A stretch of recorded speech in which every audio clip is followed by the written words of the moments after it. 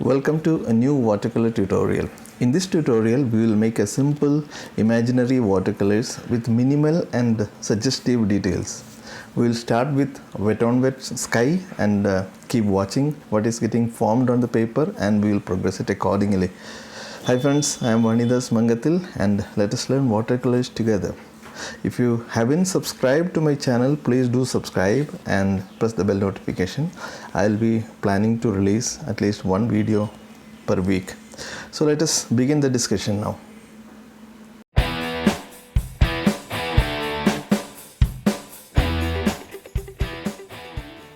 I'm using a cold pressed watercolor paper, 300 GSM, 100% cotton. And you can use any brand watercolor paper that is cold pressed and 100% cotton. And I'm wetting the paper around the sky area, around the top half of it. And while wetting, I'm leaving some portion of the paper untouched because I wanted some area to remain white when we apply the washes for the sky. For the washes of the sky, I'm using Cerulean blue and Cobalt blue and little bit of purple. These are the three colors I will be using, and the brand of the color that I am using today is Bristro watercolor pan set.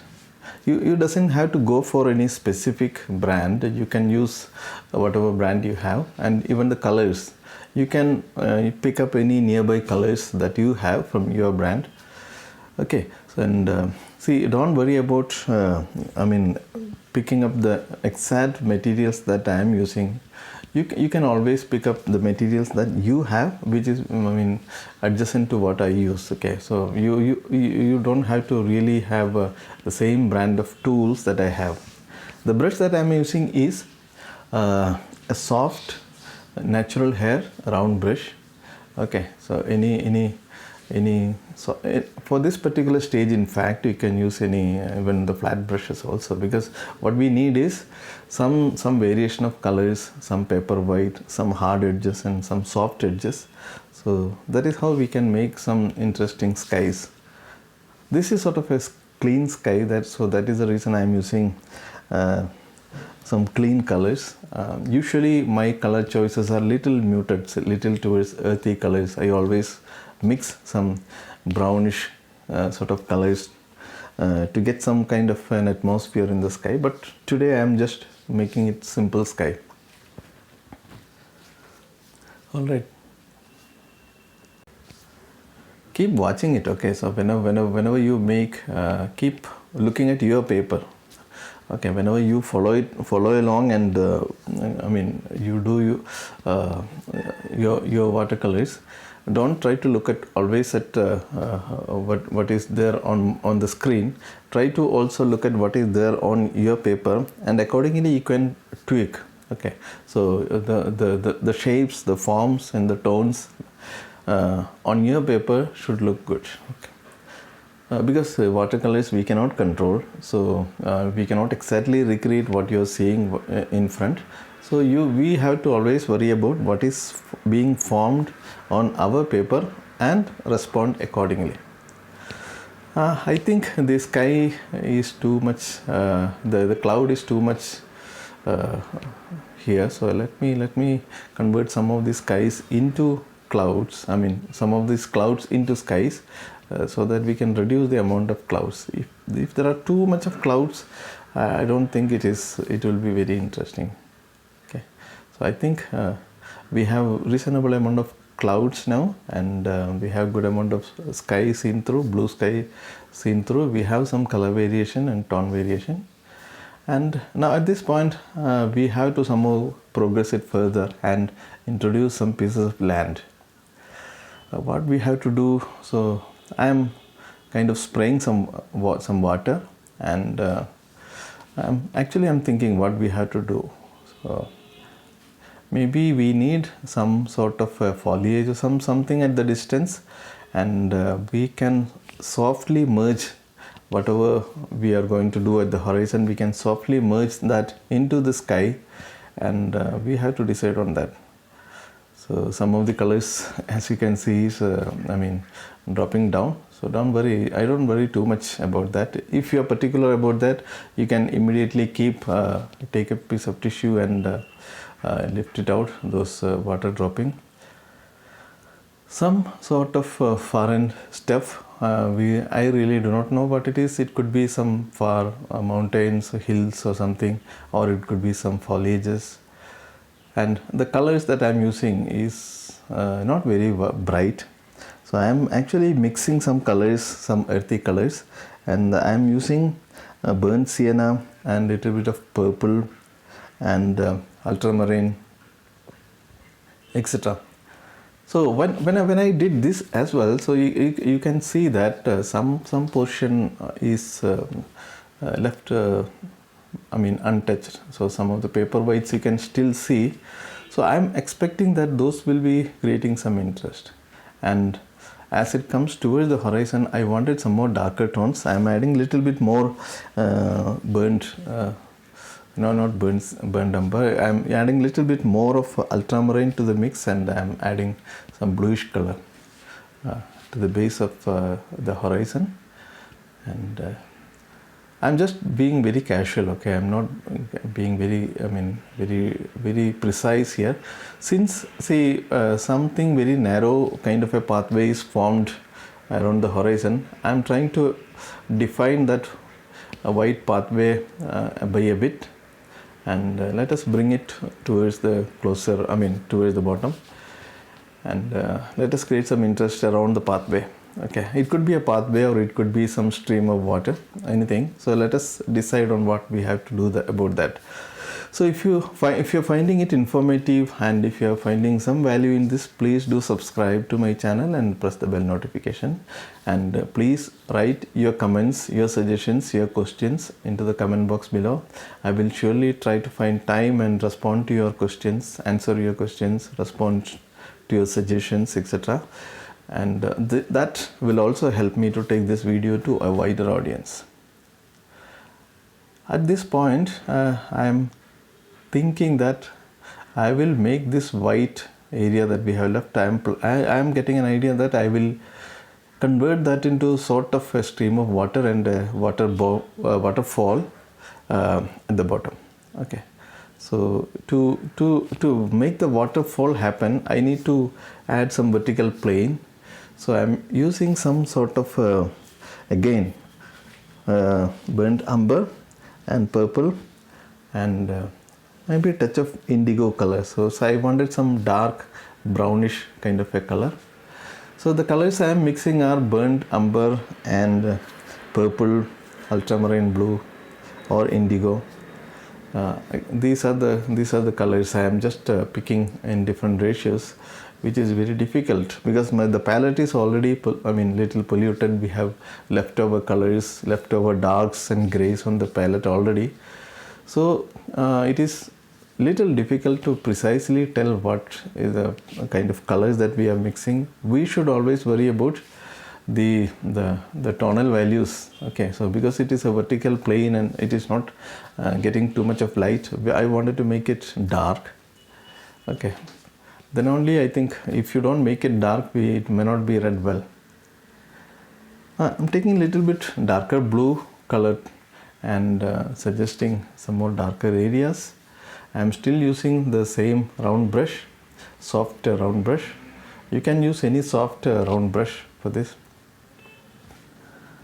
Okay, I think, see, at this, whenever we do this kind of particularly imaginary work, we should always keep looking at the big picture. Don't focus on a small area. Always step back and look at what is being formed as a whole picture. Okay, so are we getting the sufficient depth? Are we getting sufficient depth and interest? Does the composition, does it look interesting? Those things we have to frequently validate. Some sort of a shadow color, okay, because the waterfall will have the surface of the water. When it falls, it will have a lot of plane changes and a lot of shadow areas. So I am trying to get some kind of a volume to that by adding some amount of shadow. Okay, So for the shadow color, I am again using little bit of purple and blue and a touch of burnt umber. It is a somewhat sort of the same color that we have used for the far end foliages, but slightly paler. We have to make it little bit more paler. I think this much suggestion is fine. See, as I told, the approach is to make it very suggestive, very not very detailed or not very precise. We just need to create an impression. That is the idea that I am looking for. Okay, so this way of doing, I mean, by doing this kind of imaginary stuff and doing it suggestively, I feel that I find a lot of fun in doing that, because it is always challenging, because you don't have a reference and you don't know what is the kind of tone that you have to apply. You always have to think in your mind or in your visual eye. You have to see it and try to follow that. So each of these kind of work, each decision that you make is a kind of training. That a lot of feedback goes to your learning system, and you keep improving yourself. So that is the advantage of painting from imagination. I do it a lot, and I feel more and more confident as I do more and more imaginary works. So when we say imaginary, it doesn't have to be 100% new. So because your imagination will always be impacted by the collection or the memories that you already have. So it could, whenever you paint from imagination, it is quite natural that you may get some elements that you already know, that is already there in your memory, that may come and that can be picked up. So it is kind of a, it's a lot of elements from your memory will come into the paper, but the combination, the composition will be sort of unique, right? So these are some sort of maybe some houses or something, some kind of structures. I really do not know, but I am just trying to suggest. Okay, I am just trying to suggest by some darker touches. So rather than making precise elements, I am trying to make some touches, some touches of various tones on the paper to create some impressions. That is what I am doing. So the trees that I made just now, or I am making now, is these are not precise trees, but I wanted some darker elements there, just to create an illusion that there are something, and it is a little bit of interesting, and people can imagine. The viewer can apply their imagination and decide what exactly that is. All right. So something to entertain the viewer. So these are some sort of hooks to entertain the viewer, and to trigger their imagination. So you are trying to imagine, and also you are keeping some hooks for the viewer to get connected and to trigger their imagination. Okay. If your work doesn't look good, that is fine. So every painting doesn't have to necessarily look good. And I always feel that smudging with my finger is it gives very interesting results. Okay, so and also your painting may have your fingerprints on it, which is again a good kind of feel to have. Okay, some sort of darker tone suggestion here, just to create some visual element there, and to create some sense of depth and the overall, to redefine, to clarify some of the perspective ambiguities that you may have. Okay, I think these are reasonably done well, and I'm happy with however it is reading now. I could have done it totally differently in a much better way, but each one is an experiment, and we have to accept whatever is formed on the paper. I don't know if you like this kind of color scheme. It is very muted, very sort of dull colors, not very vibrant colors. So please let me know if you think you like the vibrant colors or muted colors, because in future videos I can try to accordingly pick my colors. Okay, some darker touches here and there. So yeah, so whenever I'm moving my brush without making any mark on the paper, that means that I'm thinking something, and I'm getting some idea, but I'm discarding some of those ideas, etc. So these are some indication that I'm thinking. Whenever I move my hand or brush on the paper, on the screen, and I'm not making any marks, it's an indication that I'm thinking. Probably moving your fingers, moving the brush will help in visualizing the things. Okay. So actually I was thinking whether I should add more colors to this or not. So if you think that some more vibrant colors would have been better, please do let me know. Okay. I am actually I always tend to use a little more natural earthy colors. So these tiny touches that I am making now, they are supposed to be figures. So I have my idea is that they should give an impression of some people moving around. So but I don't know if that is making really sense. Okay. So, and whenever we make that, the perspective and the size is very important. Hope these videos are making some value. I mean, making it. These videos are informative to you, and if you feel so, please do subscribe and press the bell notification. I'll try to create more and more tutorials as we go along. Okay. Right. So actually, I think this is the time we should actually stop. I should have stopped it now. I should stop it now. I don't want to do it. I'm getting a lot of ideas, but I'm afraid that it will get more and more complicated. So we are stopping it now. And okay, I think just 1 second. We will make some sort of vertical elements to create a tiny bit more interest. Okay.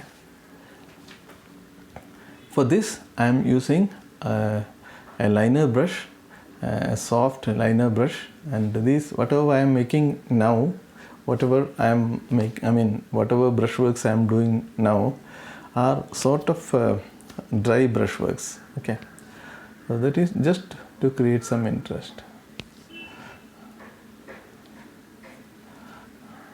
Okay.